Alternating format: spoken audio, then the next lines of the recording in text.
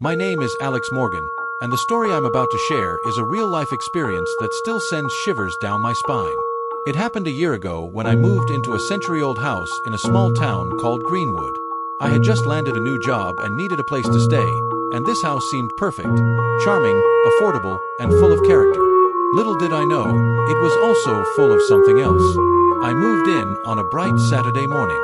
The house was beautiful, with creaky wooden floors, high ceilings, and large windows that let in plenty of light. The previous owner had passed away a few months earlier, and the property had been vacant since. The neighbors spoke highly of the old man, saying he was kind and well-liked. The first few nights were uneventful. I spent my time unpacking, decorating, and settling in. However, on the fourth night, things took a turn. I was lying in bed, reading a book, when I heard a faint whisper. At first, I thought it was just the wind, but then I heard it again, clearer this time.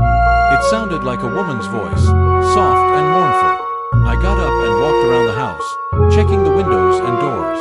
Everything was locked, and there was no sign of anyone outside. I convinced myself it was just my imagination and went back to bed.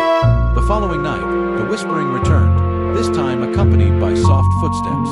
They seemed to come from the hallway outside my bedroom. My heart raced as I listened, trying to make sense of the sounds. Gathering my courage, I opened the door and stepped into the hallway. It was empty, but the air felt heavy, almost oppressive. I went back to bed, but sleep was elusive. The whispers and footsteps continued, growing louder and more insistent. I began to feel a presence in the house, something unseen but undeniably there. Over the next few days, the activity escalated. Lights flickered on and off, doors creaked open by themselves, and I often felt the sensation of being watched. One night, as I was brushing my teeth, I saw a shadow move behind me in the bathroom mirror. I turned quickly, but there was nothing there. The air around me grew cold, and I felt a chill run down my spine. That night, I barely slept, my mind racing with fear and confusion.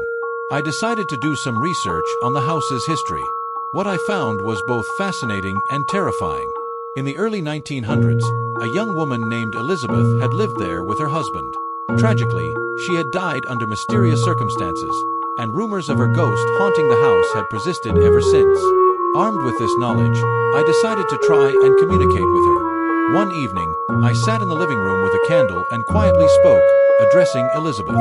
I told her I meant no harm and just wanted to understand why she was still here. For a few minutes, there was silence. Then, the temperature dropped noticeably, and I felt a cold breeze brush past me. A soft voice whispered, "Help me." My heart pounded as I listened. "I'm trapped," she continued, her voice filled with sorrow. I asked how I could help, but there was no response. The air gradually warmed, and the presence seemed to fade. Over the next few days, I made it a point to talk to Elizabeth, assuring her that I was there to help. The activity in the house lessened, but I could still feel her presence. One night, I had a vivid dream in which Elizabeth appeared to me. She looked distressed and pointed towards the basement. The next morning, I mustered the courage to go down to the basement, a place I had avoided since moving in. It was dark and damp, with an eerie atmosphere. As I searched, I found an old, dusty trunk hidden in a corner. Inside, I discovered letters and photographs that told Elizabeth's story.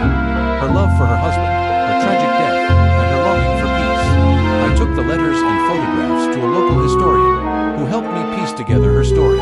Elizabeth had died suddenly, likely from an illness, and her husband had been heartbroken, keeping her memory alive through these mementos. That evening, I sat in the living room again and spoke to Elizabeth, telling her that I had found her letters and understood her story. I promised to keep her memory alive and take care of the house she had loved so much. The atmosphere in the house lightened, and the oppressive feeling lifted. From that night on, the hauntings ceased. I no longer heard whispers or footsteps, and the feeling of being watched disappeared.